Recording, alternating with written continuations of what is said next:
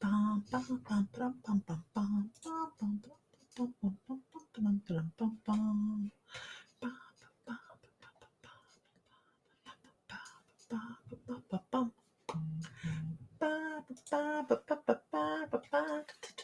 everybody. Trying to comment on my stuff here. Oh, that was this morning. I can't comment on this morning. It just doesn't work. Hello, hello, hello. Let's try that. Oh my God. Hello, hello, hello.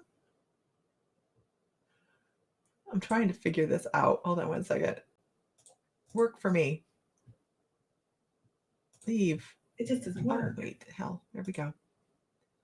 Okay. Hello, hello, hello, everybody. So I'm doing something different tonight. Since I am not certain that I'm going to be...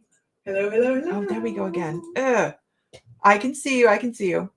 Since I'm not certain I'm going to be offering any readings anytime in the next couple weeks, like I thought I might, I am doing something different. Why isn't it not letting me doing that? Oh, wait a minute. There we go. There we go. There we go. Pin. Okay. I'm doing something different just because I know I've had people asking me to do readings, and I don't think I have enough time to actually make that happen before I go to Savannah. And I'm trying really hard, but I also have to make sure everybody in the membership is happy and cozy and has all their classes and all of that stuff, right? So I'm trying to make sure everybody's happy. And I don't always call on people on, I know that. I miss people on here, and I don't always actually get to call on people. So what I'm doing this evening is I'm going to do psychic readings. If you want an Akashic record reading and find out about your past life, a past life, or maybe two, depends on what I have come through, there is a PayPal me down at the bottom. It's not how I normally do things, but my schedule is not allowing me to open up my readings, and I know that I'm missing a lot of people when they have questions and things like that. So not my normal way of doing stuff, but it's the way we're doing stuff for a couple days. All right. So anyways, what we're talking about tonight, we had a great shamanic chat this evening. And sometimes the best chats are the ones where you just get to sit down and just go over nothing, right? We were like, well, we didn't get a lot done in this area or that area. So we were sitting and just kind of having a good time discussing movies and stuff like that, to find out hardly any of us like Twilight. We were discussing vampires, and I like my vampires to be dark and sultry, not glittery. Yeah, I know, can't make everybody happy all the time, and I really don't try to, but I do have people ask me to every once in a while they want to be able to do this, and I'm like, I don't do that. Well, guess I am tonight. So we are going to do some psychic readings. Hi. Share one time, that'd be fabulous. Ooh, I even have my phone in front of me. Oh, I didn't even put that on there. So it's donation. It's donation, you guys. But if you do donate, make sure you say something to me. Let me know. That'll take you directly to PayPal.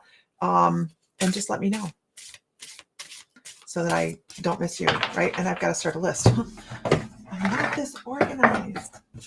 Maybe this is why I don't usually do this. It's because then I have to be organized. Wow. That's good to know. Okay. I found something I'd lost. Well, not really lost. I guess I never really lost it because it's still sitting here, right?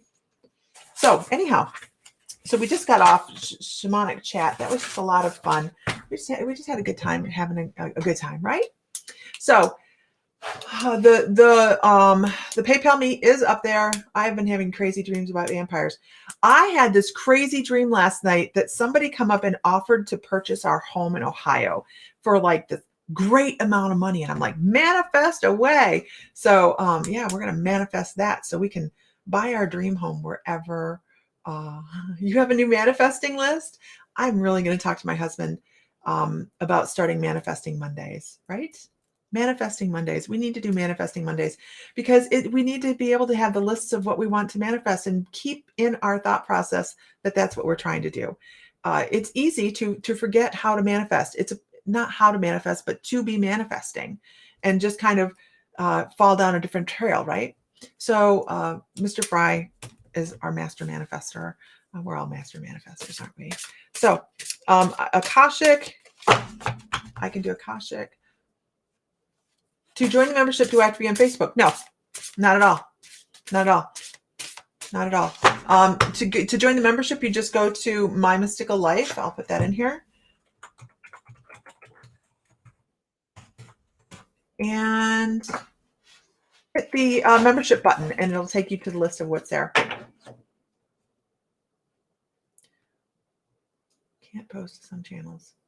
What are you talking about? Okay. You know where to retire, right? It would be nice. It would be nice. Hello, hello, hello, everybody. Okay. So let's start. How do you manifest? It's not a silly question at all. No question is silly, Jen. No question is silly. I didn't know how to manifest for the longest time. And first of all, I have to say, watch The Secret. Watch the movie The Secret. It's on Netflix. You can find it on YouTube as well. And it will walk you through. The first 5 minutes of The Secret are horrid. There is no specific donation.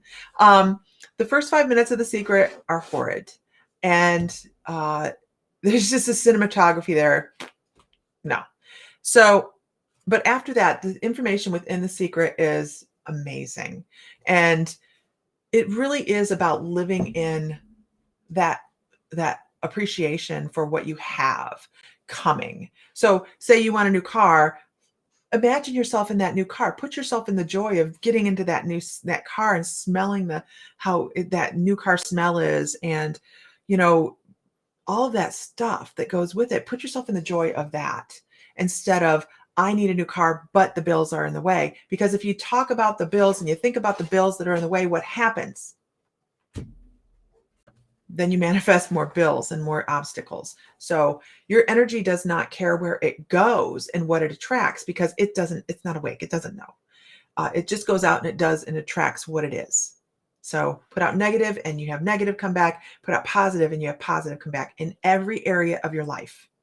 Every area of your life. This is how this works, right? So, all right. Okay. I have a list. I have to keep up.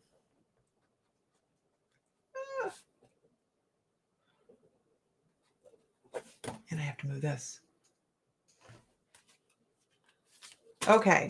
So it looks like we have Heather Moody. We're in the donations for Akashic. We're going to go into her Akashic halls, and we are going to see what that is. Woo! It's an avalanche. Hold on 1 second. I saw something right out the gate for you, Heather, and I love working in the Akashic halls.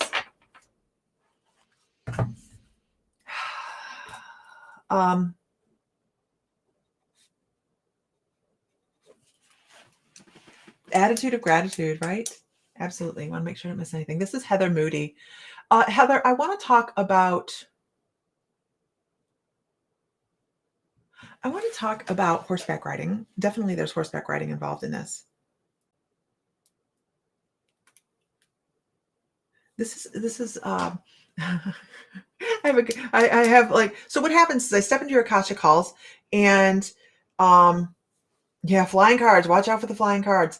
When I step into the Akashic halls, I walk up to the books and I get a picture, and then the picture starts to move, and I never know where it's going when I start. So just bear with me, okay?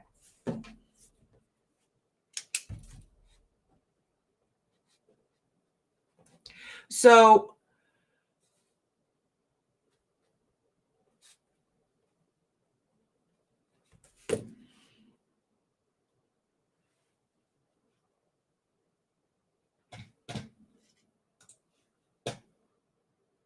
one second.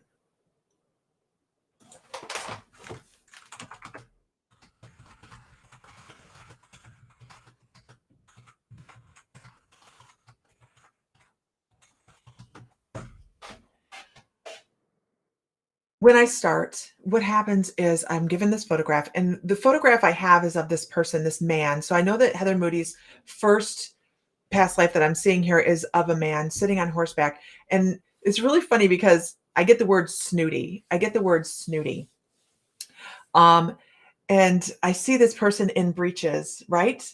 I see this person in breeches, and they're sitting there. They're very proper on their English saddle. This is somebody that is in the royal family. It's nobility. I'm not talking about like the queen's immediate family, like duke or duchess or something along those lines. But I know that they are within the nobility. That's it, the nobility. This person is steeplechasing.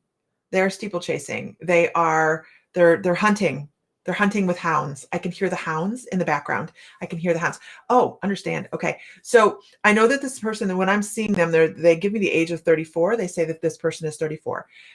They're very specific about that. Also, this person was born with a congenital heart issue.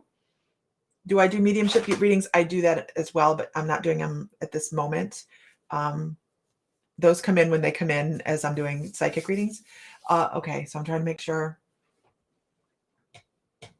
I'm keeping up with the list here because I didn't expect the list to go that quickly.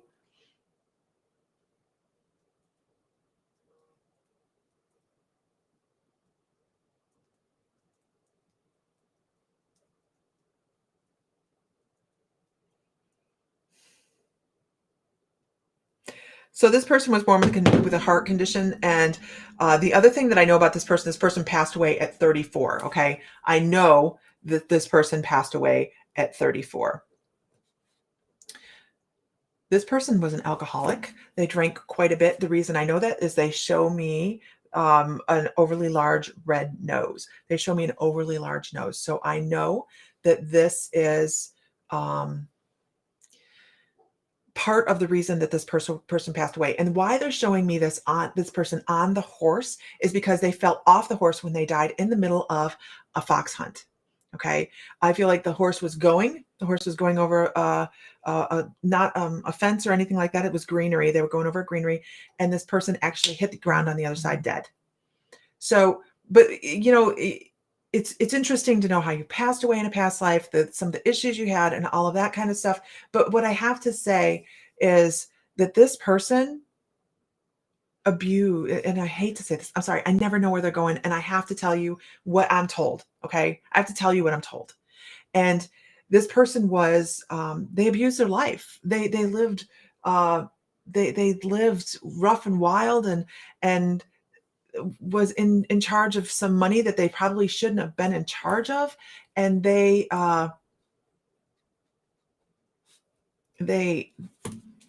just wasted their life, to the point where people around them were just going,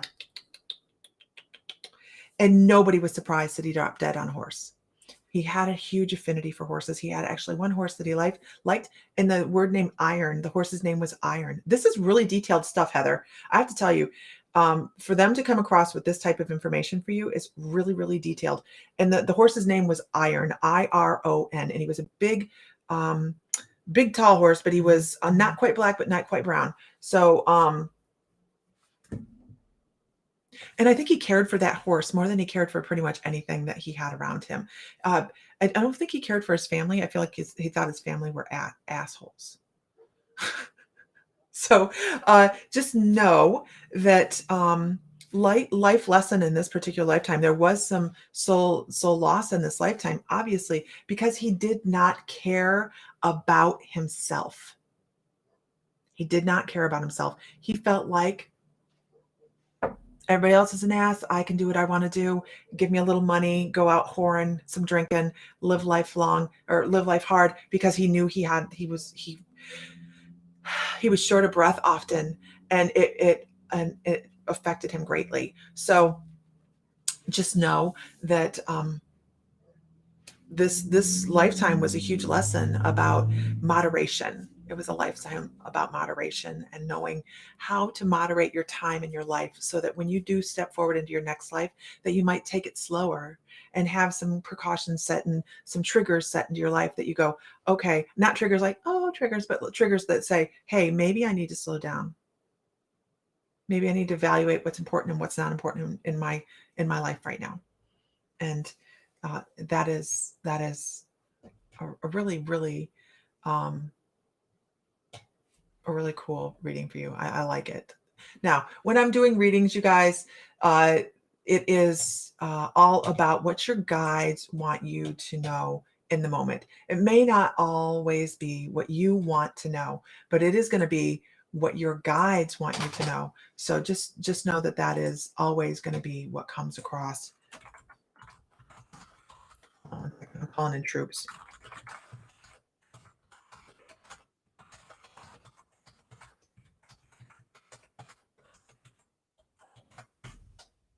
Okay. That'll help me a lot. Okay. All right. So I hope that helps.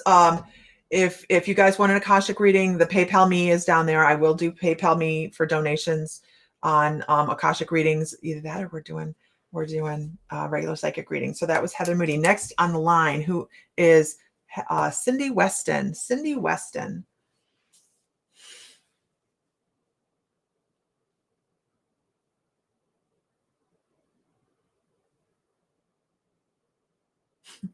Lots of green, Cindy. Lots of green.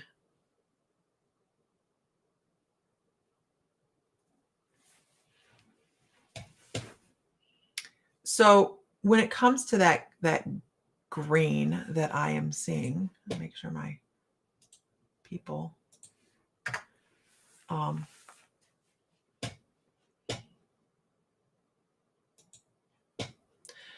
the green that I'm seeing, I want to talk about infection. I want to talk about a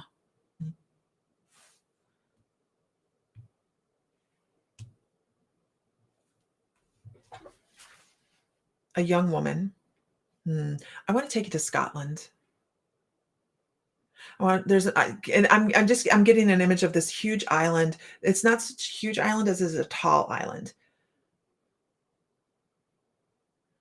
And there's something on this island that she's trying to dig out of cracks and crevices. I'm not quite sure what it is. I almost feel like it's a moss or some sort of lichen of some sort. Not lichen like werewolf, but like moss.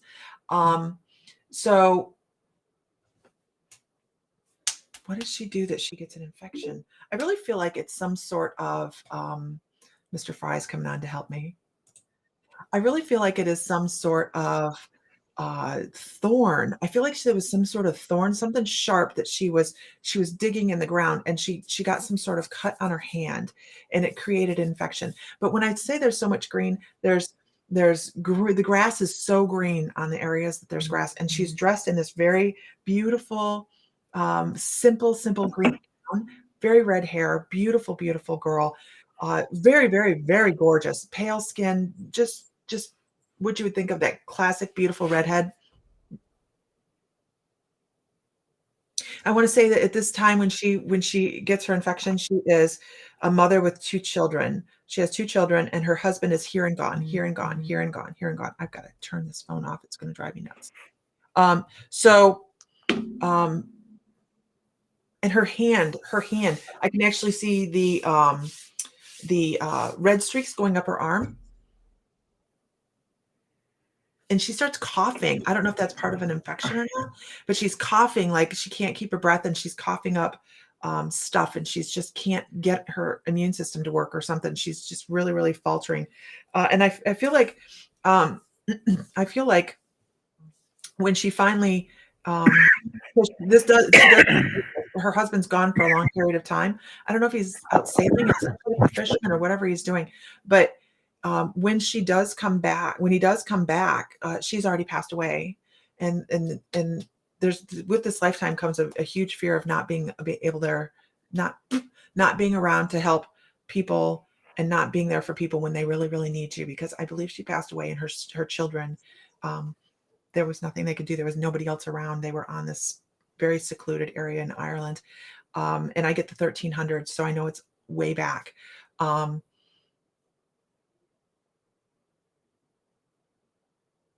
And that was her biggest fear, was that she was going to pass and her children would be left there alone. And that is the case. But it feels like, and I keep hearing a reference to my mom. She got cat scratch fever from a rose thorn, some sort of fungus that actually that gets in with that. So I feel like it was something along those lines that actually created toxins in her blood, and it actually ended up killing her. Hello, Mr. Fry.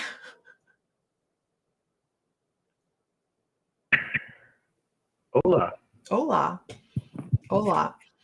So I believe that, and that was Cindy Weston. That was Cindy Weston. So I believe this is my list that I have right at the moment. I just did Cindy Weston. Can you write? Are you ready? Okay. Kim Gary. I'm looking. Oh, okay. Yeah. Okay. Then you got it, baby. Okay. Who? Kim Gary. I thought. Yeah. I don't have a. Oh, I see Kim Gary says donating, but I don't know if I don't see it. Yeah, I don't see it, but I mean,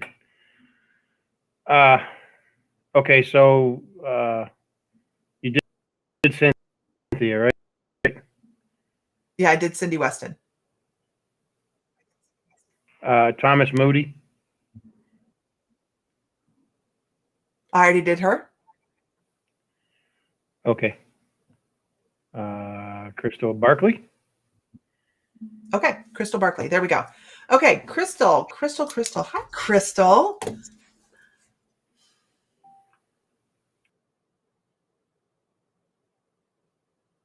Crystal. Interesting. Hi, Miss Ellie. Sorry, I just saw your post over there. Yeah, two different screens. Yes, Miss Ellie's on. Crystal, I normally, when I hear one foot in front of the other and I'm doing a psychic reading, I know somebody's moving forward. But I heard one foot in front of the other, one foot in front of the other. It was very different. And I started to get cadence with it. Very regimented cadence. And it is definitely Revolutionary War. Definitely Revolutionary War. British, by the way, British. This is a young man that was, I don't feel like he saw a lot of super active. I think he was over the side on American soil in the Revolutionary War, later in the war, and was actually one of the survivors that went back, part of the army that went back to Britain. He did survive the war. He went back. I don't know if he was injured or what happened, but he did go back to England. And this is interesting because when I'm doing Akashic, you guys, it's as if I can come in and I can sit down and I can talk to that past life version of you, and we can have dialogue about what happened in that lifetime. I don't just see pictures. I don't just see movies of it. There's, if anybody's had the Akashic Soul Awakening, where I step into your Akashic halls and help do soul retrieval on those fragments that are still left in there. So I'm in here having a dialogue, and he's talking about the dirty deeds. He talks about the dirty deeds. This is so interesting. That he's talking about the way the Americans fight. He was talking about how they're sneaky and they don't fight like they were trained to, like the Britons were trained to fight.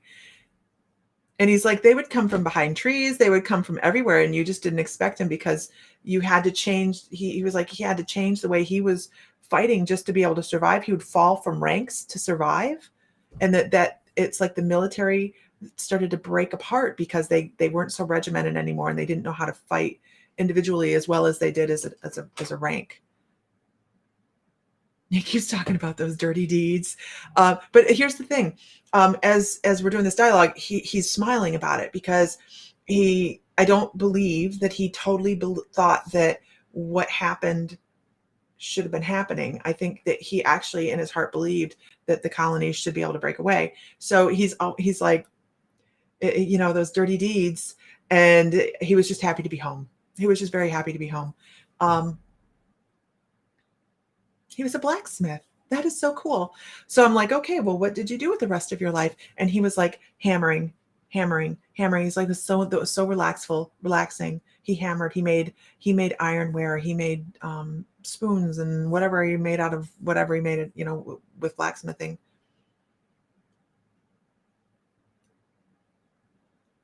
And he says, of course I made horseshoes. Because I'm like, did you make horseshoes? Of course I made horseshoes.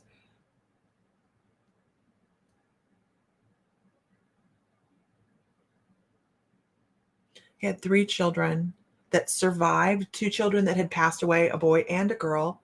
I believe his wife passed away in the childbirth of the last child, because he shows himself rocking a baby. Deep care. Oh, he was a wonderful father.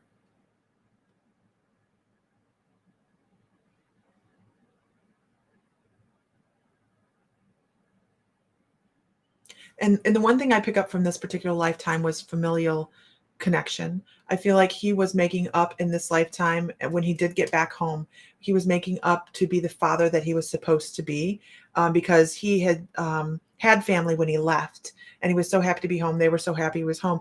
And I believe he had really, really rough relationship with his personal father.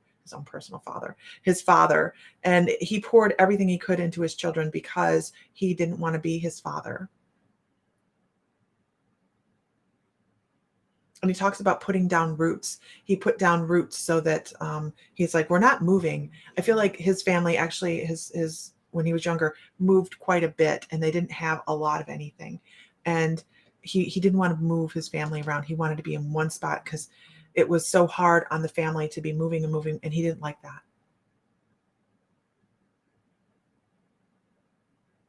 And he talks about when he got old, he loved having his cane. It was it was like a badge of honor for him. He's like, I've lived this long. I need a cane. And I can tell you that he passed very, very peacefully in his sleep.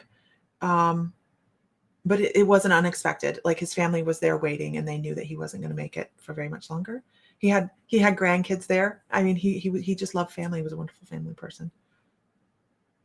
Beautiful, beautiful lifetime. Beautiful lifetime. Absolutely. Okay. Moving on. Like I said, you guys, I never know where this is going when I start. And we're doing these this evening because I have had a lot of people asking me to do readings. I get a lot of messages, hey, are you doing readings?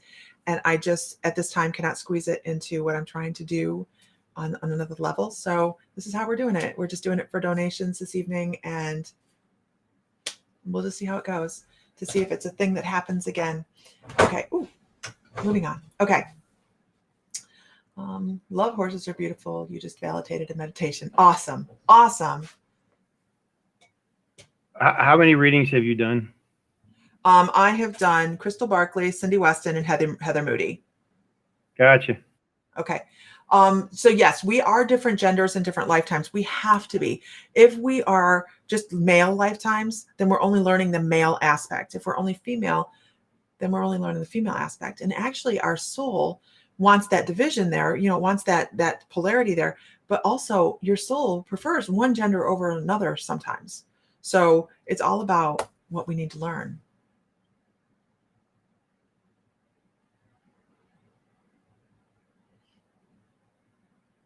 All right. Let me know when you're ready to go to the next. It went in the sink. Who's next, honey? Teresa. Teresa White. So Okay. here's who I have. So I'm going to run down the list real quick of who I have here, just so you're doing Teresa White. Okay. And Kelly Hansen. I don't need you to write it down. I have a list. Oh, okay. I'll take care of this side of it. Okay. I'm just saying who's on the list right now. Okay. All right. So Kelly Hansen, and then Donna Culverhouse. Okay.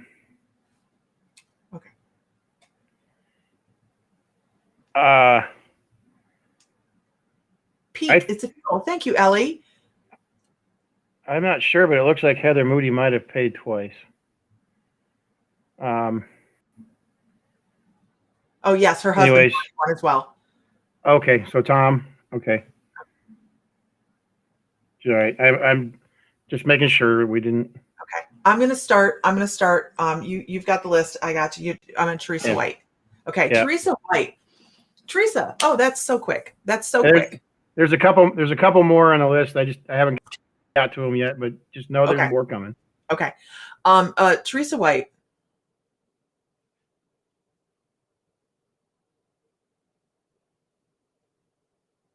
What I can say about this lifetime, let me see if I can get a time frame, because it's such a broad, there's no description here whatsoever of, it's very, it could go centuries. They could go centuries without the changing their clothes. How gross is that? No.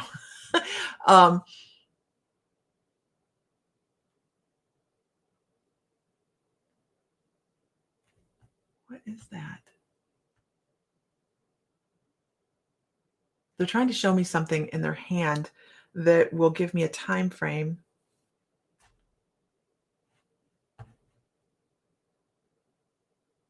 Gotcha. Thank you. All right. That's very helpful. So Teresa White, I have a past life for you. And this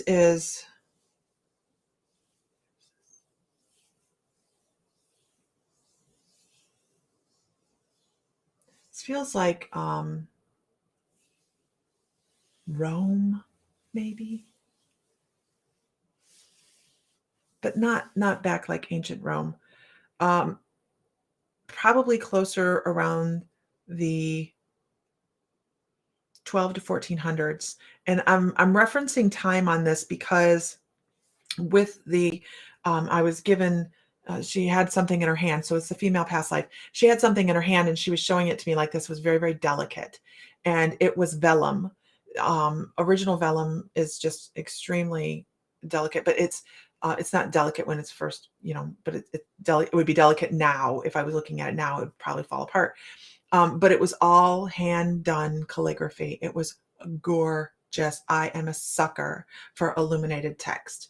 And this is what this was. It was all gilded and illuminated text on vellum. And it was folded into a very small book. And that was an ancient practice of book, how they made books to flip open. Mostly they were usually the Bible. That was the first book that was actually transposed from one person, or from one book to another. This was not the person that transposed it. This was just a reference for time, because I was kind of like, what time frame am I in? This is a female past life. This person was in a nun facility. They were in a convent. This person hummed all the time. Like they walked around and they just, things would catch on to their soul, and they would just start humming, and the other nuns would kind of be like, what the hell are you doing? And it was almost like this woman had so much exuberance within her soul. It's the only life she knew. I believe that she had been orphaned early on, and that she was working within the convent and just kind of grew up that way. But so it was part of her, and she would not leave for nothing, but because she was so suited and so situated in there. But she had so much joy in her heart that she felt don't show that. Don't show that. You can feel it, but don't show it. And she would be walking, and she would just, all of a sudden, she would be doing a chore, right? She'd be doing a chore, and she would slip into that mundane work, and she would start humming. And she had a specific song she hummed. I don't know what it is, but I do know that it was very specific, and that she hummed it over and over and over. It was like, and the reason I know what they're talking about is because as a shaman, I have a soul song. And when I'm doing healing, or when I am working on somebody that has, they're on the right path, my soul song, I hear it. And I know that means that they're on the right path. And that's what they're showing me with this, is this woman would go along and she would be humming these refrains and bars of music. And she considered it her gift from the angels, because she had no idea where it came from. It's just if you're in, and I know you're taking classes, but as an intuitive, when you relax and you're doing that mundane work, and you slip into that semi-state of hypnosis or meditation like that, because we all do, then what happens is we open ourselves up and our guides come through. And she was given this beautiful little piece of song from one of her guides. Beautiful, beautiful past life. Beautiful past life. Okay. Okay. Oh. Yay. Okay, maybe we should stop now with that. Okay, thank you, baby. Yeah, okay. Thank you. So There's just a lot of people asking if we got it, what I want to what I want to say is it may go through your system pretty fast, but it doesn't show up on our side as fast. And there was one lady from England. It took a long time for it to come through. So I'm sorry. Where it placed you in, it's just down the list. We got you. We got you. All right, I'm gonna go in here and get rid of that post. I can't get rid of it. I can't find it. Oh wait, maybe here's the pinned comment. I'm going to get rid of that. Sorry, guys. There, I got rid of the pin thing. We've taken all the readings we're going to do. I'm going to continue on the list. I'm going to do the list, but I'm not going to take any after anybody's already done. So there is, and I can't get. I can't show this. There's a couple of Facebook users there that you're not on the right site. We can't see your name, so I don't know if you can point them out, Lisa, or not, or if you're just going to move on. But when I get through, okay, I'll scroll through. Roger that. Roger that, kid. So let me figure out how this person passed, if they'll tell me. Interesting answer. I asked how this person passed, and I got graceful. She passed gracefully. She passed gracefully and in grace. So that's a sacred past life. Absolutely. Any type of religious life is a sacred past life. Kudos. If everybody could share one time, that would be awesome. Okay. Next, Kelly Hansen. Hi, everybody. Yes, cat scratch fever is real. Kim Gary, yes, we can see you. You're good.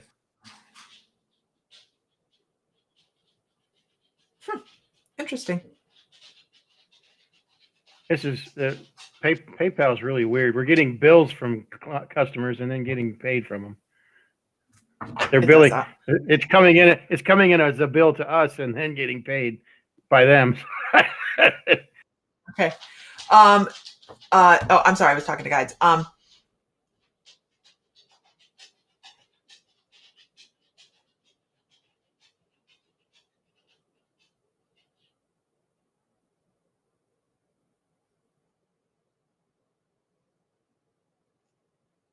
Yeah, it's really blurry. That's where I'm at. I'm on Kelly. You know, everybody can see you, right?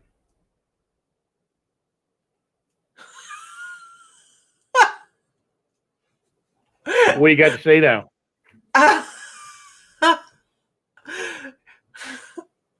He's like, look how many people you have on your list. I took the post off.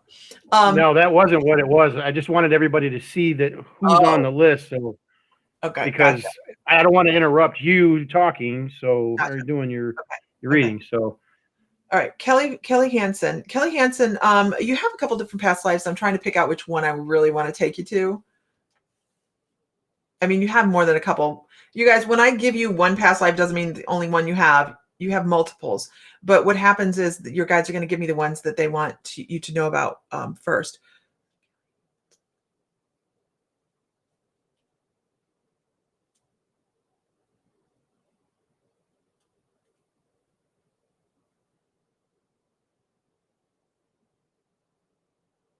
Okay.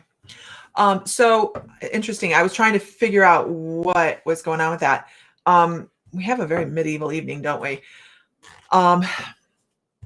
The purpose of this one is really kind of interesting, though the end is not what you would think it would be.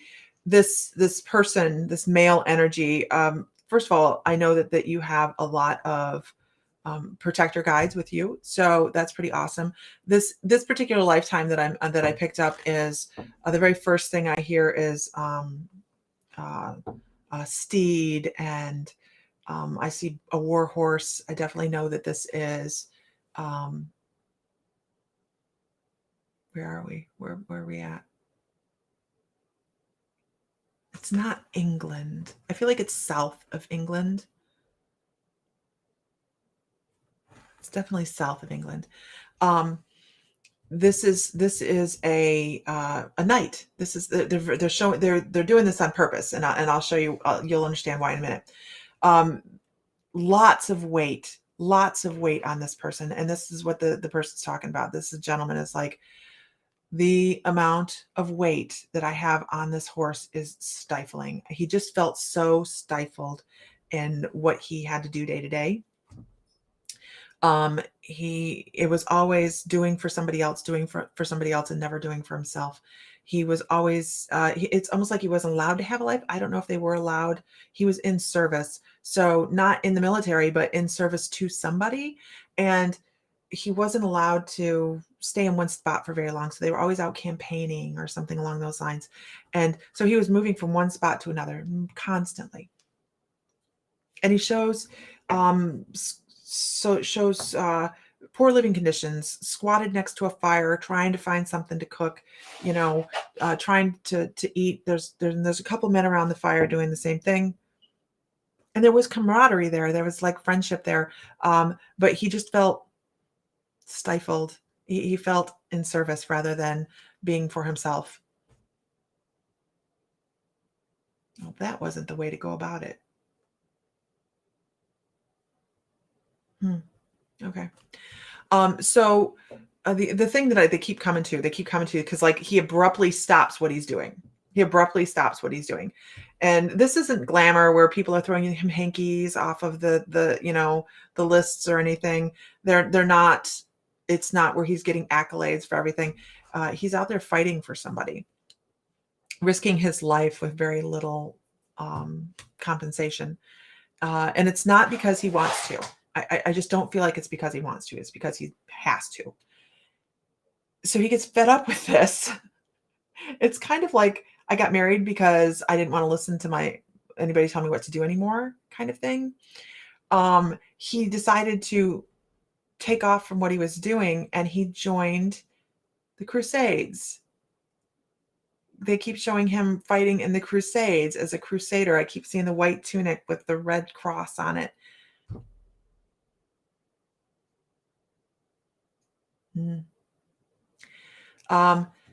So there's the really noble portion of going off and fighting in the Crusades, and then there's the portion of the Crusades where, when you have somebody that didn't have sufficient income, they didn't have sufficient food, they didn't have, and they had been working for somebody else, they never had anything for themselves, and they're in there, getting rid of the infidels or whoever they were getting rid of, and something is available and they take it. That kind of thing. There was a decline in the Crusades closer to the end, and I feel like this was closer to the end. And it wasn't something he would have just walked up and done, but it was a group activity where people were going through and cleaning out villages and kind of things like that. And not that this person is a mean-hearted person, but he was tired. He was so tired of doing for other people, absolutely tired of doing for other people, and he knew that when he was done there, if he survived, by the way, he was very aware of his own mortality. If he survived, he realized he was going to have nothing. He was going to have nothing for all of the years that he served other people. So he started collecting things. That's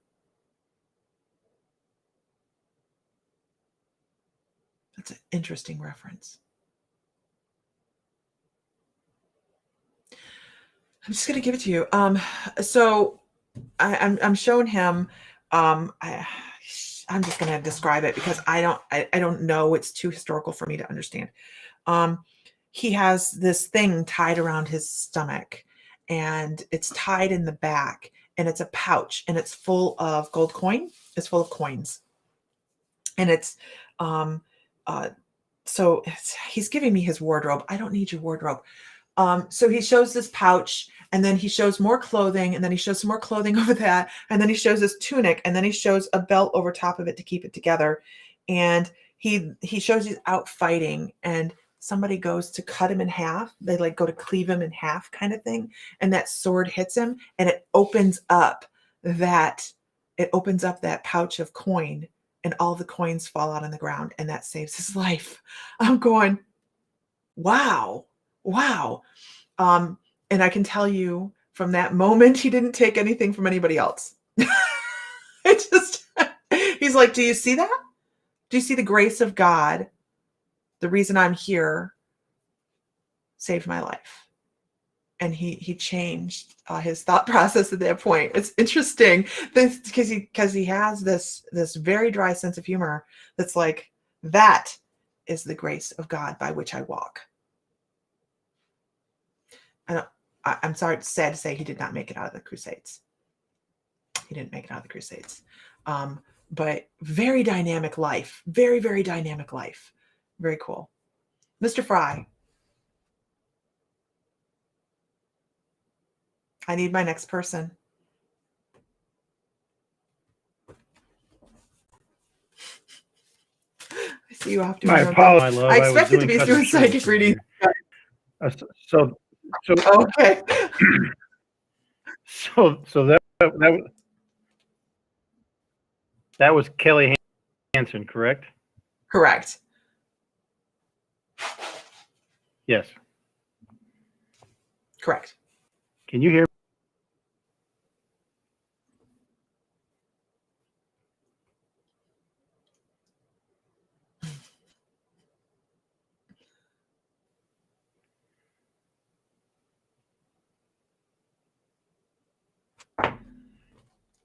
I think her internet is really messing up house there. Can you guys see me okay?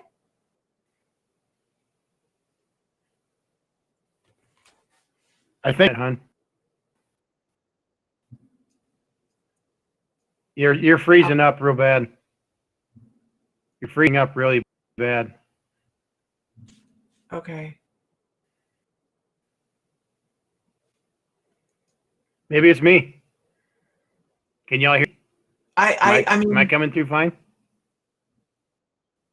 Let us know who's having an issue, guys. Lisa's good. Okay, it's me. It's fine. It's Sam. Yeah. Okay.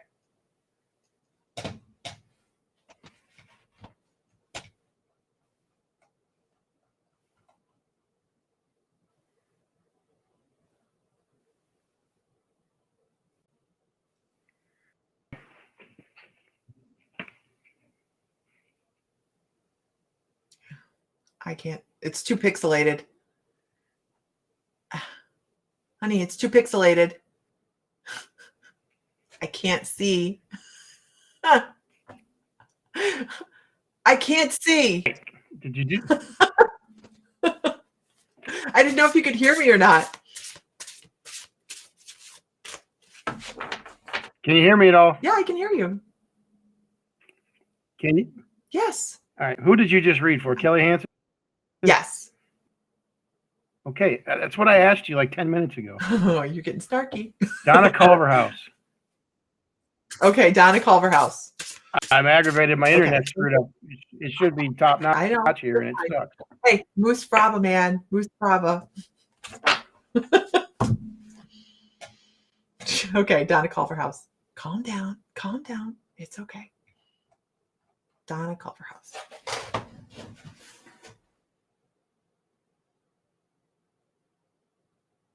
Huh. Okay. Donna, let's go on a walk. I have a name for you. This is really cool.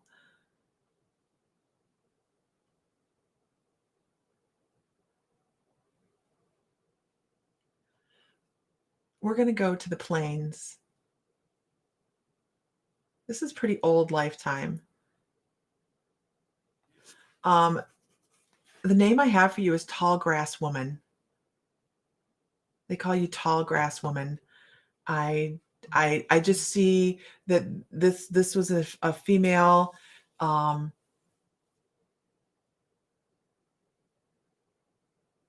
She had a special designation within the tribe. She's Native American. She had a special designation within the tribe. I feel like she told stories. She told stories. My guides say she was the keeper of the oral history.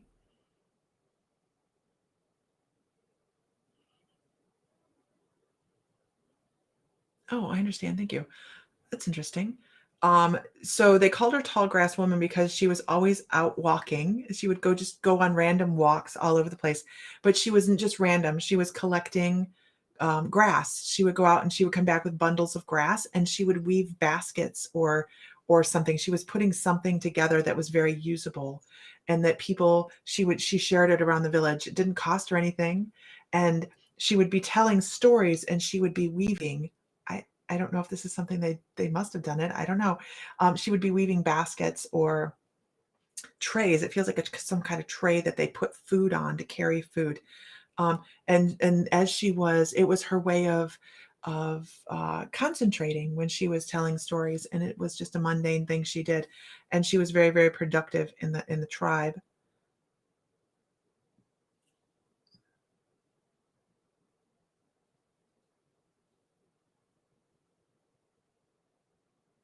She's talking about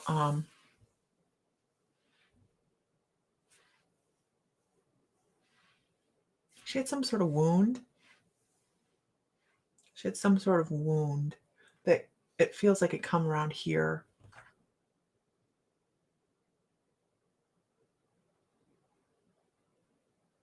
And it was fairly deep. I don't know how she got it.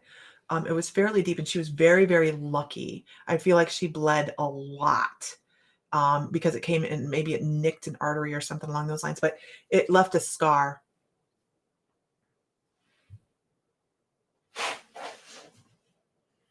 And she called it her badge. Like, yes. Ellie says the link is going for PayPal. I unpinned it.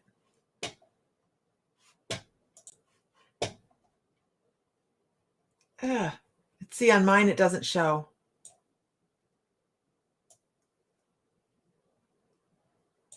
On mine, it doesn't show.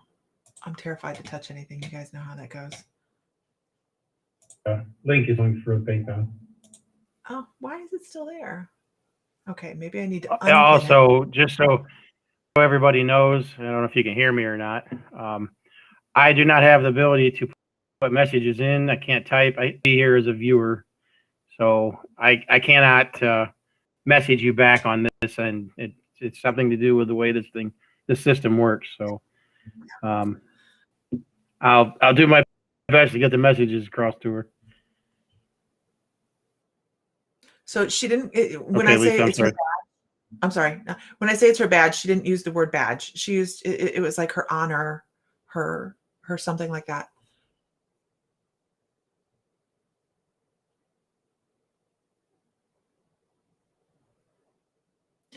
This tribe lived on fish.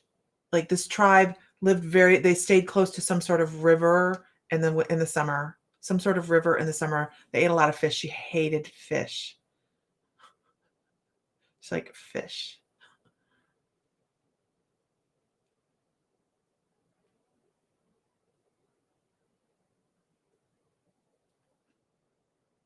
Okay. She had 3 husbands and 1 child, 1 little girl. She only had 1 little girl that was alive when she passed away. But she had 3 different husbands. And just a lot of crying. I think she lost more than husbands, so I think she lost children as well. Because she says, just 1 little girl was alive when I passed away. And she lived a long life. I feel like she actually passed away. They were traveling.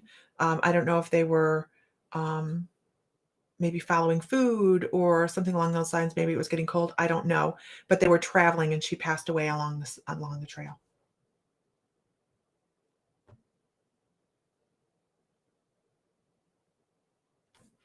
She also had heart condition.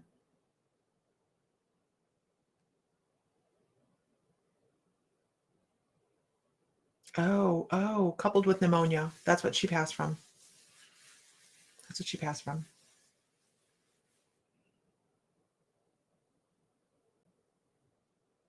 And she also says that if she was to put a life amongst the stars, this would be the one. That this would be the one. That there are things that we go to work for in a lifetime, and she accomplished what she wanted. which was peace. She had peace. Interesting. Interesting. That was Donna Culverhouse. Mr. Fry, next.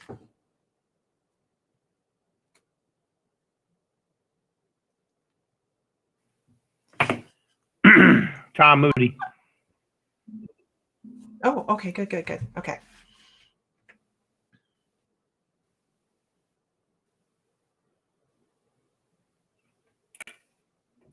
Did you hear me? Oh, yes. I'm sorry. Yes, I did. I'm sorry. I was thinking. Hello. Do you hear me?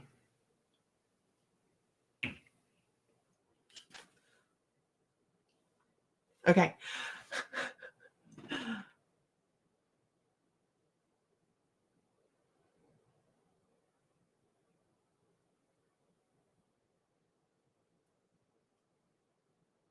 I don't know where that is.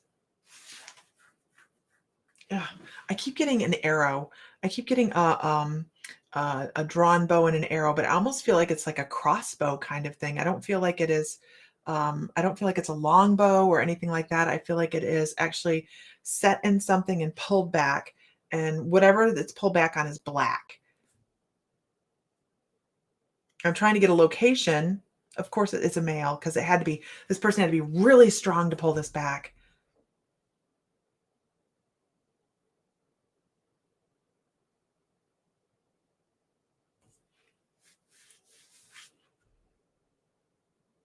Trying to get a location. I feel like it's India, but I don't believe he's Indian.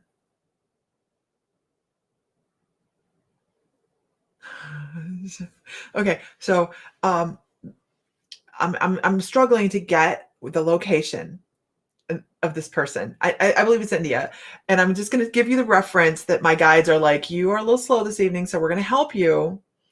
And so they're going, think like this. Do you know the scene with from Shrek where she beats the crap out of the merry men and they're singing or the merry men and men in tights? So this was obviously an Englishman in India. I just have to go with how my guides try to get me information, you guys.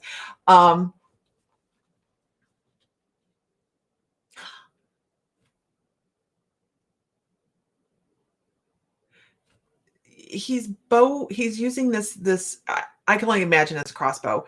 There's a lot of force behind it. He's pig hunting.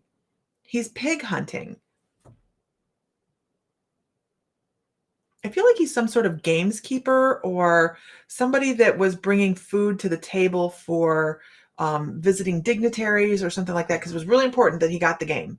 It was so important. He was like, this is like the latest technology, and he was out hunting with it to make sure that he was able to meet the demand of the supply that needed to be met. So there was a massive amount of people that needed to be fed, but they needed like really good food. So he was out pig hunting.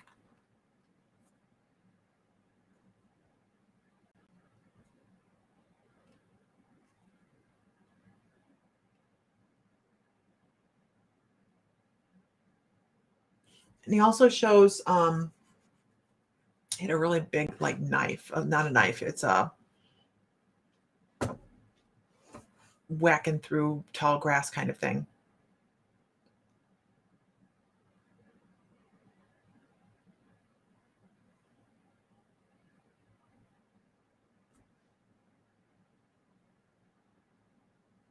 I feel like this is something he did, like he was paid to do it, but it was something he was known for. Like he was a strong hunter.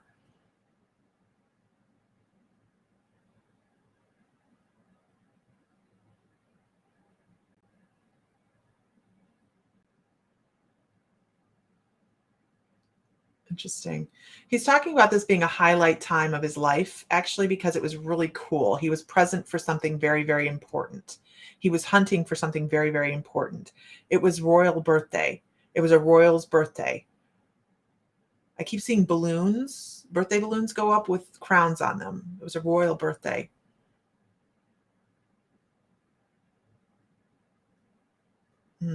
By how he's dressed, I'm going to say this is not that old of a lifetime. It's going to be probably in the late 1700s, early 1800s.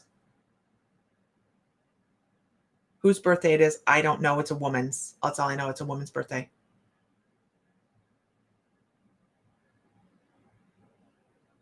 Interesting. He was really, really well known for what he did. I almost feel like this could be somebody that could be looked up, because they show the big party and they show him walking in and allowing, he was in attendance, and he walked up in front of I want to say the queen because it was royalty, you just immediately go there, but he walks up in front of the court and he bows down a little bit, and they put something in his hand. They gave him something. It was a golden cougar or a golden cat, some sort of golden cat, like a big cat. And that was his payment for supplying such a good meal.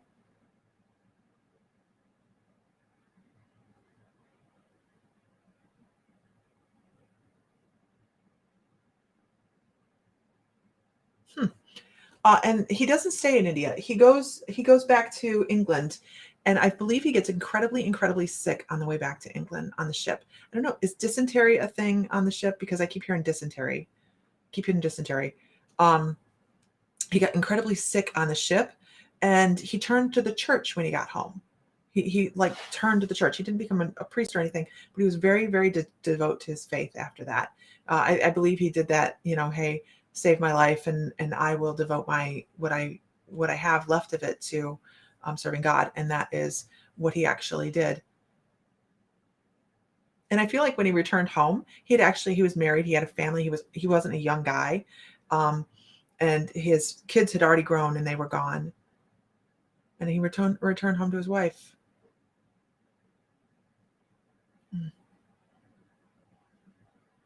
Who is also part of your soul family, as regardless, but is within this life now. And we keep hearing little binging bells, little bells. Like, if you guys hear little bells, just know that you have guides around you that are trying to get your attention. I hope that helps. Really cool lifetime. Really cool lifetime. Mr. Fry. I'm not even watching the feed, you guys. I'm sorry. I'm paying attention to what I'm doing.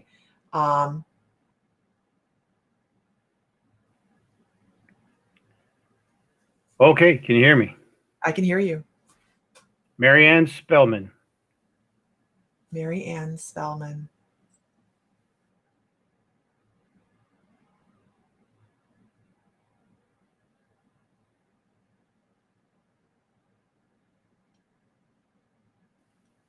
And Marianne, I don't know exactly why you're not the only one this happened with, but if you could go back into your PayPal account and take the bill off of there. Otherwise, we're going to keep getting hammered for not paying a bill. Looks like something happened when you paid or donated, rather. It sent us a bill rather than a donation. You still got a donation out there, too. I don't know how it did that, but you're not the only one that did that for. So if you could just log back into your PayPal and cancel that bill. Appreciate it. Thank you. It's just an annoying little thing that keeps popping up. It'll say somebody sent you a bill. Thank you. Mary Ann Spellman.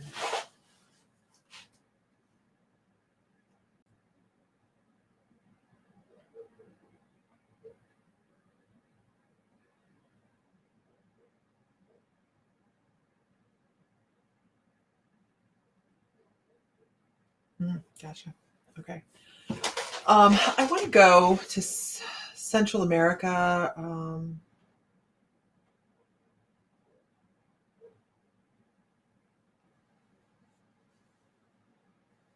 want to go Mayan. Interesting. I want to go Mayan. Okay. There's an aspect of this particular lifetime. This is a female lifetime that comes with a degree of fear. There seems to be like living under threat all the time, or not necessarily, get this, not necessarily always from where she lives, the people where she lives, but exterior as well. The women were kept within a confine in the area so that they didn't get taken. I'm not quite sure if this was a practice or not, but it's like, don't go beyond the line. Don't go beyond the line. And what I find really, really relevant about this, though, is not so much the fears from the outside as the fear from the people that they lived with on the inside, because it was like always like, I could be next. It could be me. It could be me. And I don't know a whole lot about Mayan culture. Um, Interesting. But what I'm told here is, if the image I'm getting is if you go in that door at the bottom, you don't come back out. If you go in the door at the bottom of that pyramid, you don't come back out. And it was like people would walk by this, and they would speed up as they went to walk by the opening.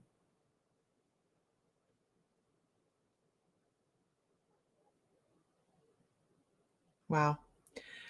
So this is just the images that I'm given. It's like every day was a blessing. Every day, every new day was a blessing. There was something going on. There was some sort of disagreement with somebody else. Not, it was like a war-y kind of thing. Like they were having a war with between tribes or whatever. So every day was like a blessing. Every day was like a blessing. There were less and less men to take care of women to make sure they were protected. She keeps talking about the blue eyes.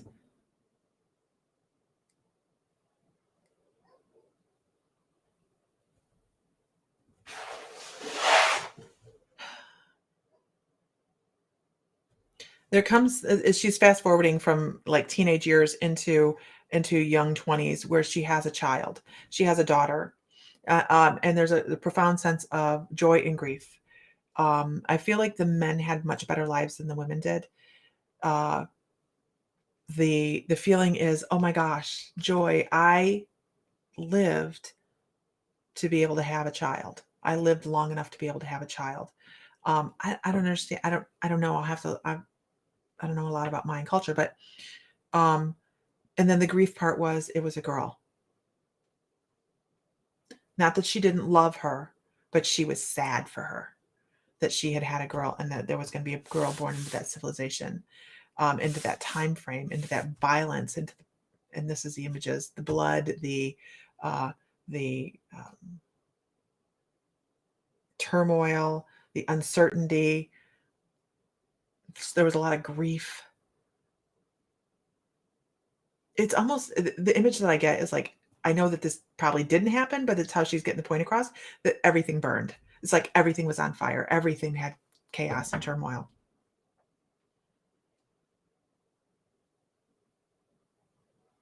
I wish I had a pretty past life. I really do.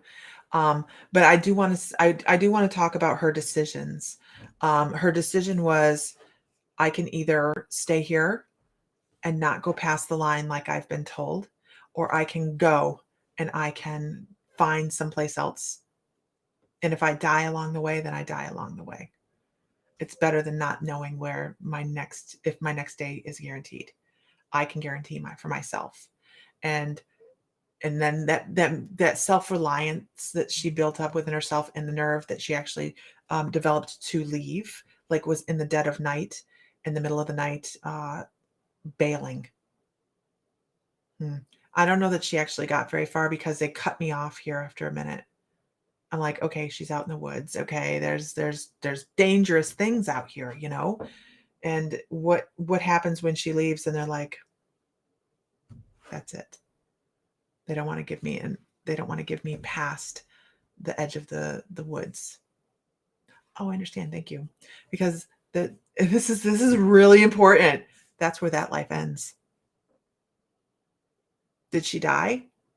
Not necessarily, but that's where that life ends. She made the conscious choice to walk past that line, and that there's no more information about that life, because she walked away from it, and that's where that life ends. It's like amazing. It's like amazing time frame for her. So it was all about her free will. not living in fear, not living under the thumb of somebody or a bunch of people that had control over their life. So I hope that's helpful. Okay. That one was like, whew. All right. Mr. Fry. Tiffany Smith. Tiffany. Tiffany.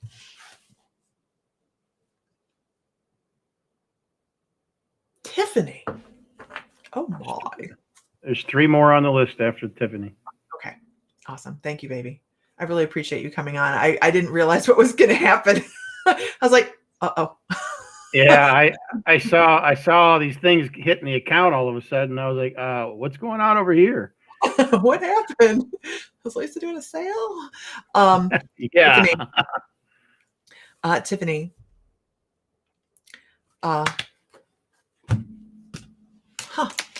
Interesting. Very interesting. Tiffany, you're an extremely old soul.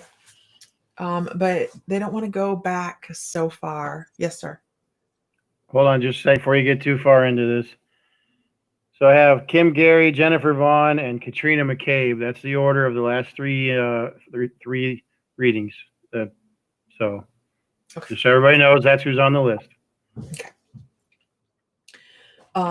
They don't want to go back as far. I can tell you that I know that you've been to Lemuria. I know you've had a brief lifetime in Atlantis or two. Those were just skip and learns. But I want to go to, interestingly,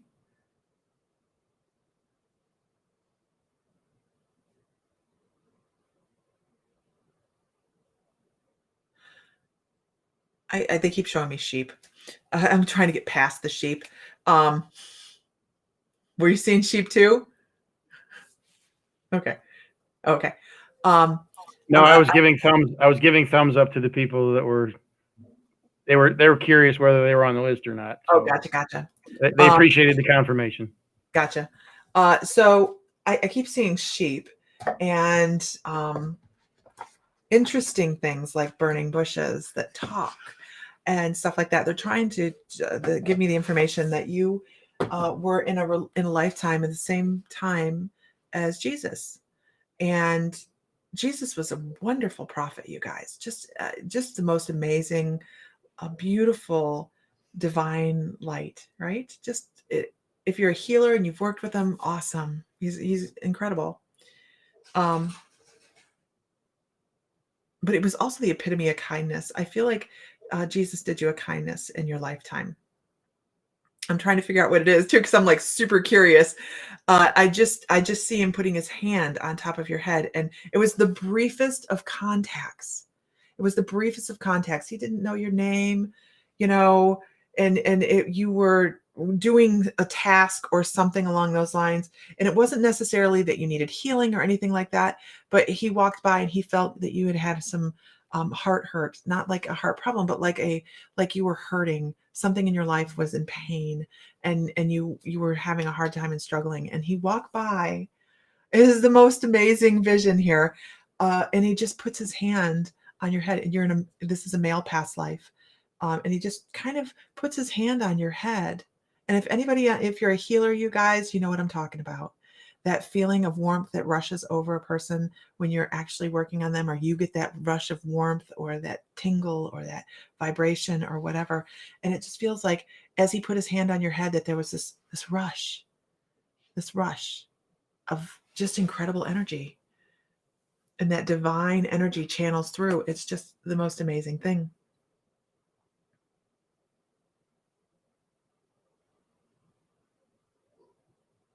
And I'm trying to figure out what was the heart hurt, what was the anguish.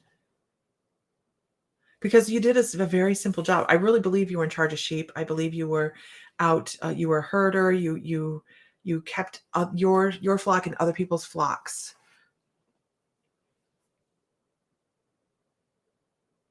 Oh, I understand. Thank you. So as I'm sitting here, I'm like, what could it have been? What could it have been? Because this is a fairly young man. What could it have been? He had burdens. He felt the weight of the world. And they keep telling me he was very young at this point, like 12 years old, when this happened. And it was a life-changing, pivotal moment for this person. His father had passed. His father had passed away, and all of this was left on him to help support his mother and to take care of a lot more than he was used to taking care of. And it was so sudden that he did not know that he had the courage or the fortitude to make sure he took care of everything, but it was going to get done because it had to be done, right? And as he was sitting there, and I feel like he was drawing water or something super mundane, and this person just walks by him and feels that, places his hand on him, and his life changes because he begins to realize, not so much that Jesus just walked by, because at that time, yeah, he probably had notoriety and all that, but he definitely wasn't what we think of him as now. But a shift, an absolute shift. And while it probably wasn't immediate that he realized he was everything that he needed to be to take care of what he had to take care of, he could look back through his life and see that that was the moment that things changed. That moment right there was when his load became easier and his grief lessened. And his understanding, I feel like he was very muddled and he didn't quite understand everything he needed to do to help maintain the family. Because I believe he was the oldest, and his father was fairly young. He was dealing with a lot.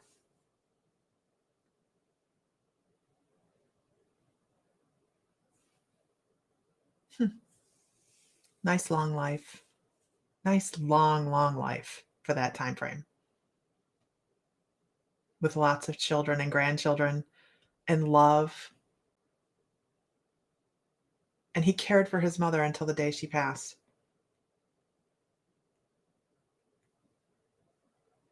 Beautiful, beautiful, beautiful Akashic record, you guys.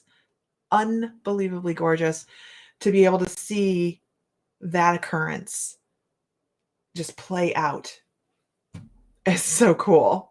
Such a privilege, honor. Thank you so much for allowing me to read for you, because that is really, really an amazing feeling. That's an amazing feeling. Wow. Okay. Okay, I need a moment. You share the same birthday as John the Baptist? Really? Wow.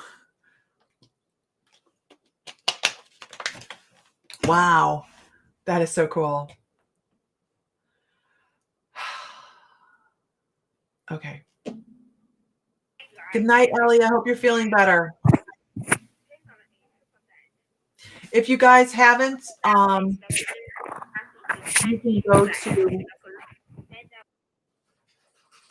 you can go to My Mystical Life, like, follow, and share us on Facebook. This is our webpage. We also do a membership that for $11.11 a month, you guys, you get to take all of our classes. We actually, next week's class is Oracle cards. We're teaching how to use Oracle cards. So each week we do a class. We do classes, guided meditations. Tomorrow's guided meditation, you guys, when it comes out, make sure you go do it, because it is incredible. I had no idea where we were going when we started, and it is releasing old trauma. Really great with Metatron. Great. We have remote healings. We do all sorts of stuff. So mymysticallife.com, less than a couple cups of coffee, and you're in the crowd, man. You're in the in crowd. Okay, moving on. Isabella, yes, we can see you. Okay, who's my next person, Mr. Fry? Kim Gary. Kim Gary.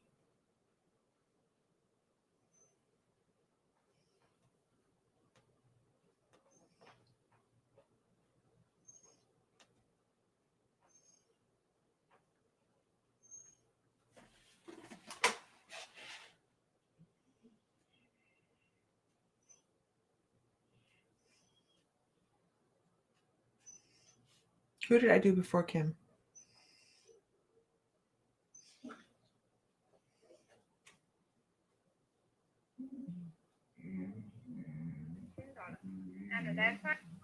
Tiffany Smith. Oh, yeah. Okay. Okay. I'm sorry. I just was trying to make sure I was on my own track here. Kim Carey.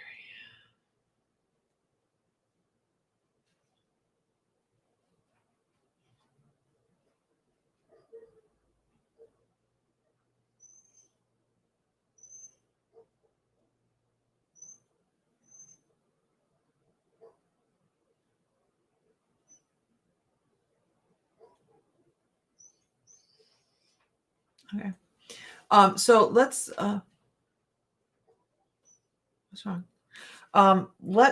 Let's go down under. Let's go down under. I keep hearing didgeridoos.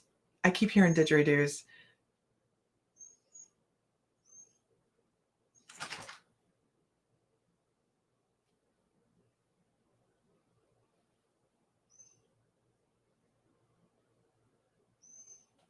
Gotcha. Okay. We're gonna do that's all folks. Now we're gonna do a shamanic past life. We are down in Australia. I hear the didgeridoos. I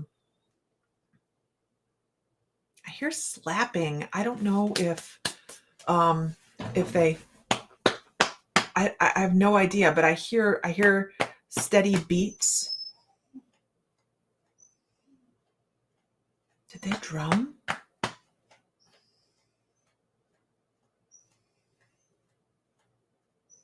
Gosh, I don't know if the Aboriginals drummed.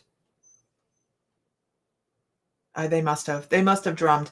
I'm going to assume that the Aboriginals drummed in some form or fashion. I keep hearing a steady beat, and in addition to that, didgeridoo. But I also see this is a male past life. This is somebody that is squatted next to the fire, and whatever they're doing with the ash that they get from the fire, they're painting on people. This is somebody of sacred station. They're painting on people that are getting ready to do something. They're getting ready to do some sort of ceremony. I feel like it's a coming of age kind of ceremony. I don't know if that was a male thing that they did.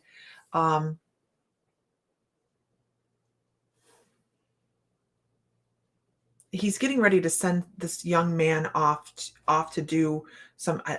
If it was Native American, I would call it a vision quest, but I don't know that they did that. But and I know that he's going to go for a long, long walk. He's going to a specific place, like a mound or something that this young man is going to go to, and it's almost as if he's given him detailed instructions about how to go about getting there, what he's going to be doing there.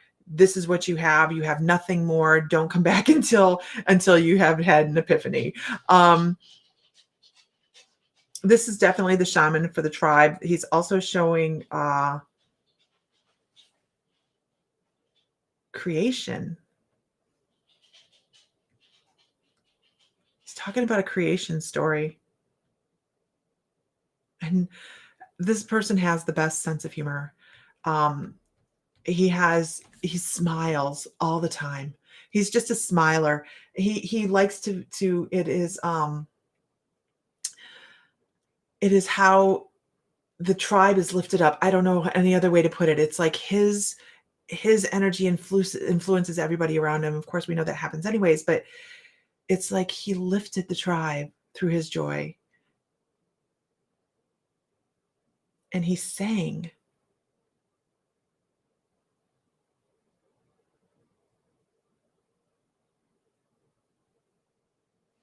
What is that? I feel like he had his sternum broken.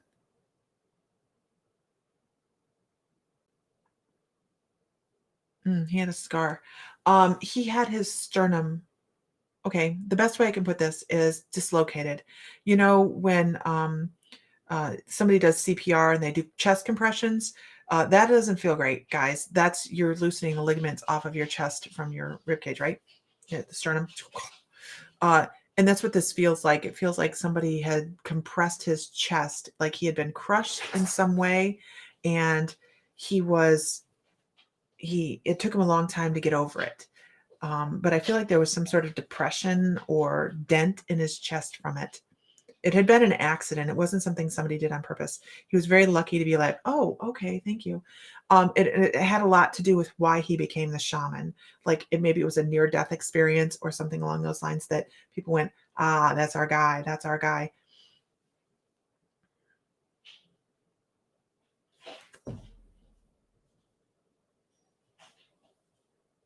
And he's pointing to the stars. He points to the stars and he's like, there, and there, creation story.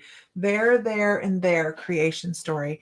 I don't know what their creation story is, but he talks about there, and there, creations, three stars, creation story. And then he talks about the relationship to their creation story, and he talks about the pyramid placement in Giza. He's like, there, and there. Oh, so they must be Orion's belt? It must be Orion's belt. Elna talk, Elna London talk of the complete. Right.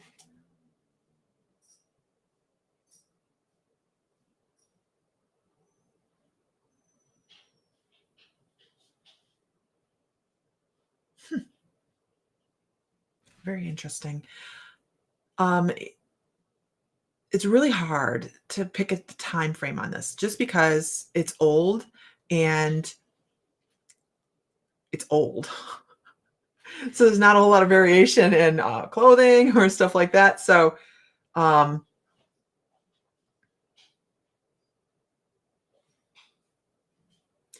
talks about the stars coming down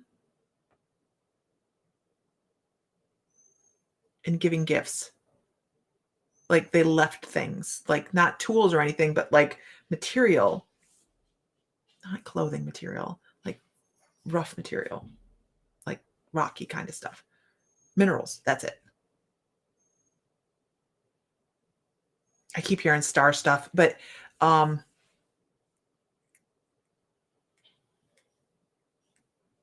this really is just him talking about how close the communication was between the star beings and their indigenous population, and that he was a go-between to the gods.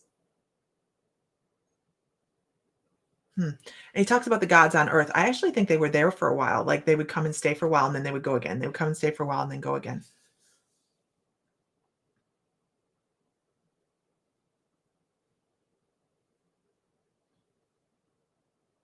And something happened within their tribe that it almost created a whole event where everybody in the tribe passed away. Like there was a huge drought, or it was some environmental situation that he passed away within that situation. I really feel like it was a drought. It was a drought. Okay, thank you. It was a drought. He shows the land cracking, and there was no water. There was just no water. And the majority of the tribe passed away.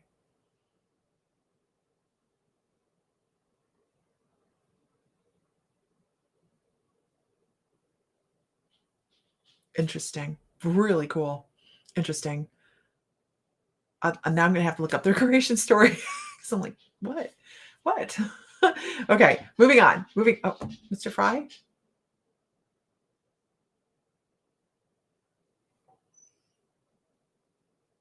Oh, okay. I was like, hello? I'm sorry. I was eating a snack. So that was Kim. So Jennifer Vaughn is next. Okay. And then who's after Jennifer? Katrina McCabe. Katrina McCabe. Okay. And that's the last two we have tonight, right? That is correct.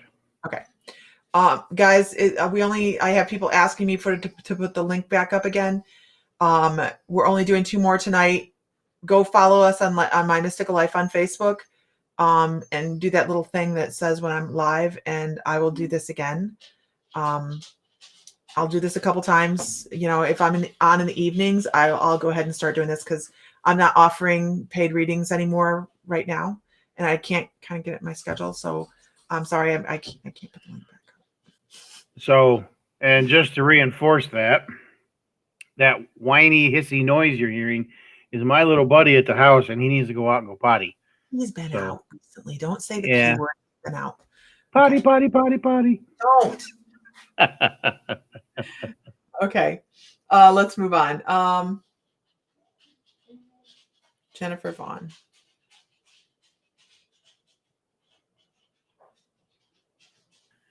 Why do I know that name?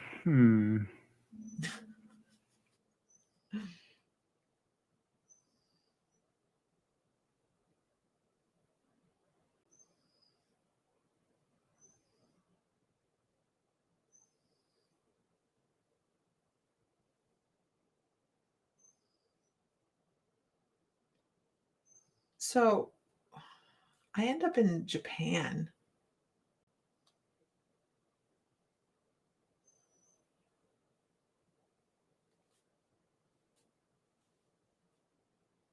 I end up in Japan. Okay. This is a female past life. And yeah, she's like, cool. I don't know. This is a female past life, and I'm shown tea ceremony. I'm shown tea ceremony where it was very much a ritual to pour tea in a specific way. It was an art form. It was something that they learned, and it was just really a beautiful ceremony. What I want to say is that this happened. This was something that this person learned early on in life. This is, gosh, I don't know time frame.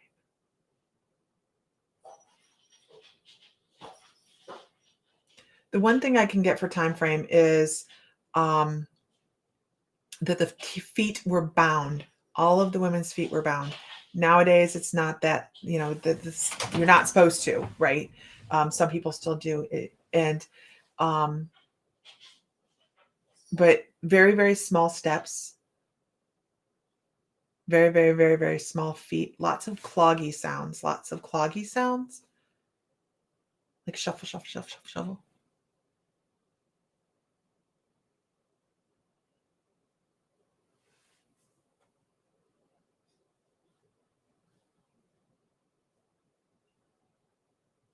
And just drop dead gorgeous.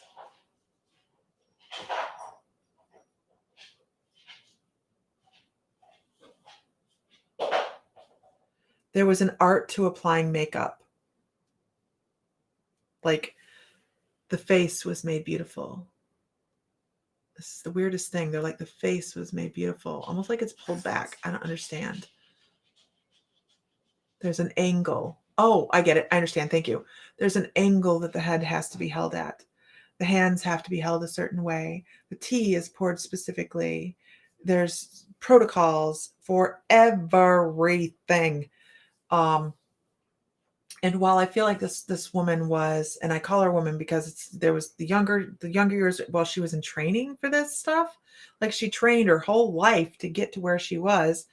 And by the time she got to the level of status that she was helping train other people to do what she did, it was huge amounts of resentment seeing young girls. She got to see it from a different lens, rather than the young girl being transformed into something that they thought was beautiful and they idolized. She was now this beautiful doll that could see the young girls that were being squashed. Their emotions, their everything was just so that they were cookie cutter, beautiful little dolls that were like distributed. That's kind of what I get. It's like the little dolls were distributed around. And this woman was someone that was teaching these girls, and she resented it.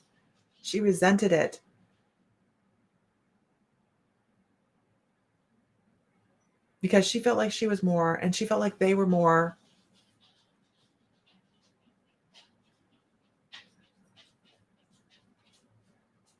But they were beautiful. They were just beautiful. It's almost, and as I'm trying to figure out a name for what her job was, it was almost like she had to be severe with them. They showed me a nun with a ruler. You have to do this, because it was a reflection upon her if they didn't do it right.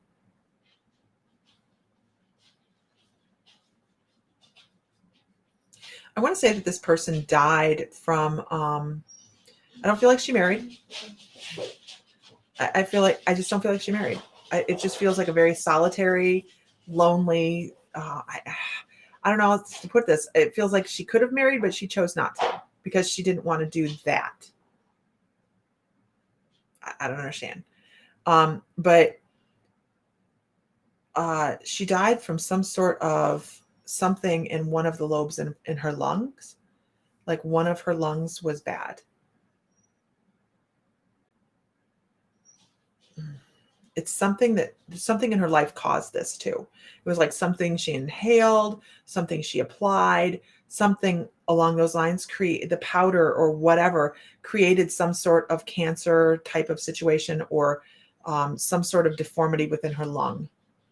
And she would cough stuff up and it was undignified.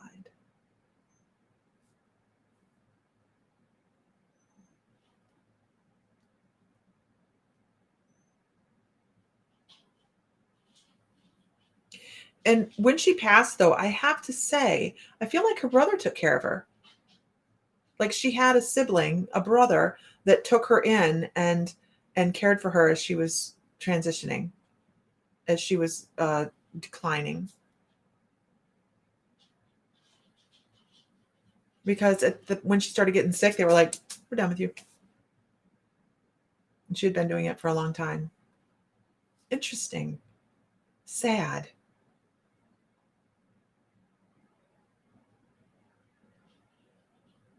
And she just says working towards change. I don't know. I hope that makes sense to you. Memoirs of a Geisha. Is it a book or is there a movie too?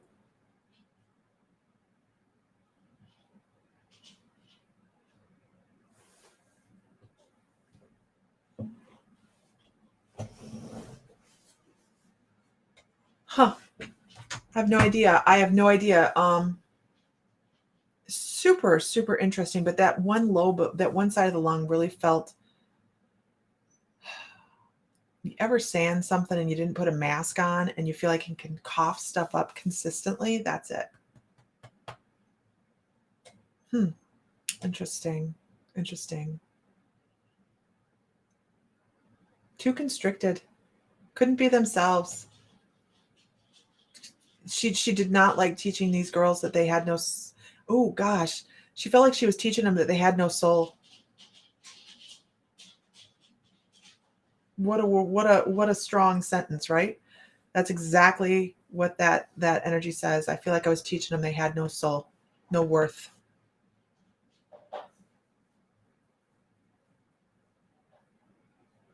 Wow. Interesting. Thank you guys for all these facts because I have no idea. Wow. That's amazing. Okay, last one for the evening. Katrina McCabe.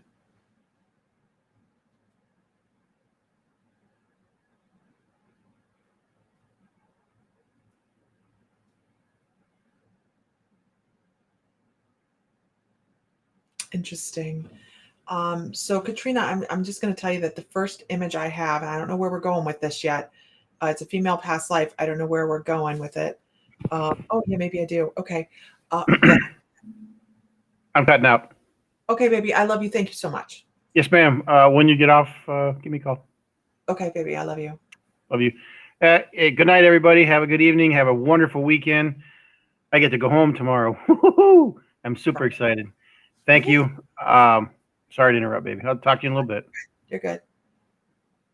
Thank you, Nancy. I didn't know that either. Wow. They made money, huh? So Katrina McCabe, I have. Okay. I have a Civil War life. Interesting. I know I keep saying that. Interesting. I find them all interesting because I get to see so many different things that I know nothing about. and I'm just like, wow, that's so cool. This is a female past life. The lifetime that I'm seeing is starting off with a young girl. I'm going to call her 7 to 10 years old, and she's on a swing. It's a swing that has vines going down it or something. It seems important. It's something she did. She was so proud of it. It had flowers on the rope. Like she laced flowers onto the rope. It was so pretty. And she felt like a fairy. She felt like a fairy on the swing. And it's important to note. Oh, I see. It's important to note that the swing in the home, which is quite beautiful, is next to a very large river. I feel like this could be Georgia. Um, I just I hear Georgia on your mind, all that. I feel like this could be Georgia.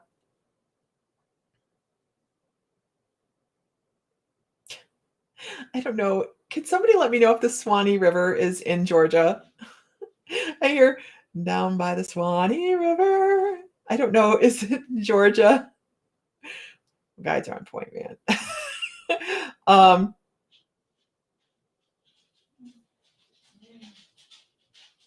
the house isn't huge, but it's big enough.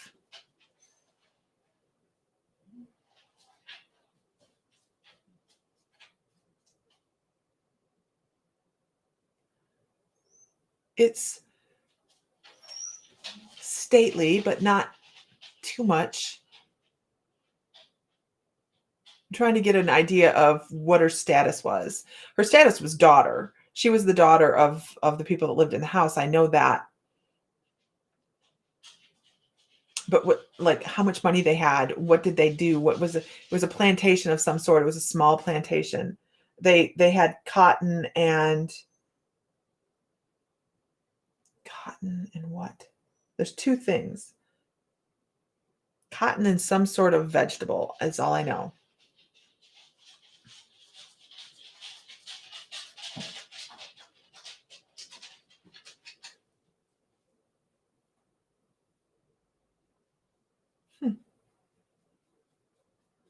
I can tell you, yeah, but is the Swanee River in Georgia? I have no idea. I can tell you that the mother and the daughter are alone. Southern Georgia into Florida. Thank you, Peggy. Southern Georgia. Okay. That makes sense. The mother and the daughter are alone. And here's what I can tell you as to where the father is. There is a lot of talk. She's like, everybody's nervous. There's a lot of talk. Things are happening. Oh, geez, really? I never know where these are going. So don't shoot the messenger. Just don't shoot the messenger. Father, the father. Now I know they say they have a plantation. I have done some rough and tough readings, you guys, where people, I mean, I just don't even want to say some of the things that have gone on in readings. And this one, the father was like really progressive. There was rumblings of a civil war. And this little girl is like, we paid a wage. We paid a wage. We paid a wage. It was something her dad was really, really proud of. She heard it all the time. We paid a wage. Okay. The father left for a short scuffle. He left for the Civil War. He left what they thought was going to just be a short scuffle because one couldn't live without the other. The North couldn't live without the South. They really needed supply and demand and factories and all that, right? Of course, that didn't last as like they thought it was. It lasted for a long time, but he went and fought in the North. He didn't just leave and go for fight with the local regentry. He went up north and fought, which did horrible things for the family.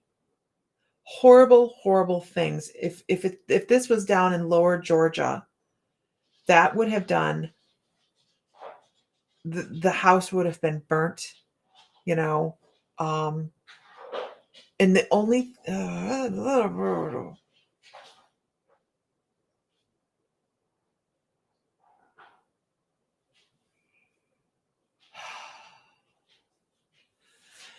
so I never know where these are going. Yeah, Katrina, you see this, right? You see this look, right? So the one thing that I pick up is the girl in the river. I pick up the girl in the river. Her and her mother are in the river, and the home is being torn apart. There's a bunch of people tearing the house apart. And I don't even want to say they're soldiers. I feel like they are just renegade people that are coming through. They know that father left to go fight in the north. He was very firm in what he wanted to do. That man should not have left. They were tearing the house apart. They went to hide in the river, and I believe that the girl got taken down the river, which leaves the mother all alone. But that's what I believe happened is the young girl drowned in that river. This would give a healthy fear of water, of deep water, deep flowing water. Absolutely. I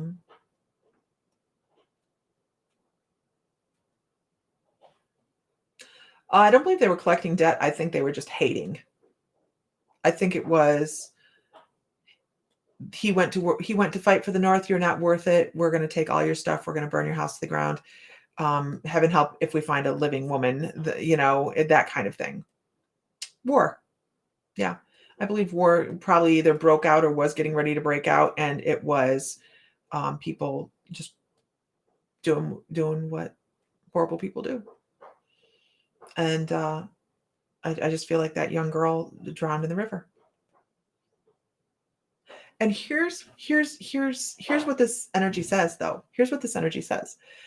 Because when I go in and I find something like this, I like to do soul retrieval, bring that fragment back and reintegrate that energy into your soul. With your permission, I will go ahead and do that. That is what I do within the Akashic Soul Awakening, and we do up to 7 in those, which I'm not posting right now. But because they take an hour and a half, and it's a big thing. But I can reintegrate that.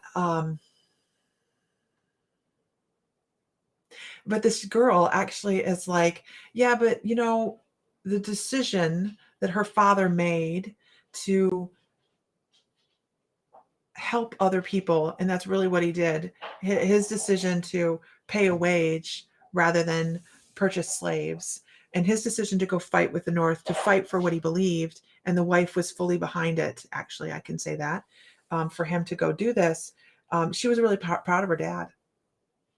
She was really proud of her dad because it was a lifetime of abrupt end, but it was so beautiful that she saw the right side. She saw the right behind it. And she's like, you know what? This is what I picked. This is what we're doing. It's all good. It's all good. But it still left a little bit of soul loss. But it's interesting that fragment, or that past life can look at it with such such benevolence and say, he helped so many people. Maybe he took people with him. I don't know, but it was just a really amazing lifetime, although short, full of understanding, a deep understanding of good and evil. Not evil, but right and wrong, what they were taught at that time. Yeah, there was a lot of that mom. Oh, okay, we're not going to go into that. I have goosebumps. Was smart to get in the water. That is the only place that she would have saved her and herself. But I just get this like that. So you don't like not being able to touch the bottom of the pool. Feel like I'm drowning, losing my breath. Yeah, there we go. That would be it. Okay. Everybody, I hope you guys have an amazing mom. Now, we have the same soul circles, you guys, that we started off with whenever, they just change roles, and we have, they come in for rough lessons sometimes, and you have to understand that the people that give us the hardest lessons have fallen on the sword for us from our soul family. They say, you know what? I love you so much.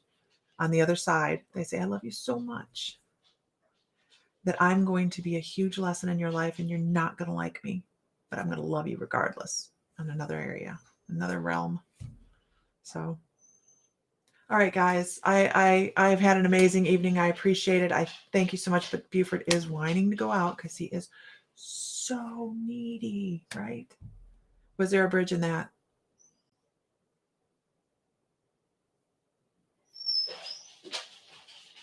I don't see one. I don't see one. I don't see one. Yeah, I don't see one. Okay. All right, everybody. Have a good evening. Thank you so much. I love you guys. And have a wonderful, blessed evening. Sleep well, all that good stuff. And I will talk to you tomorrow.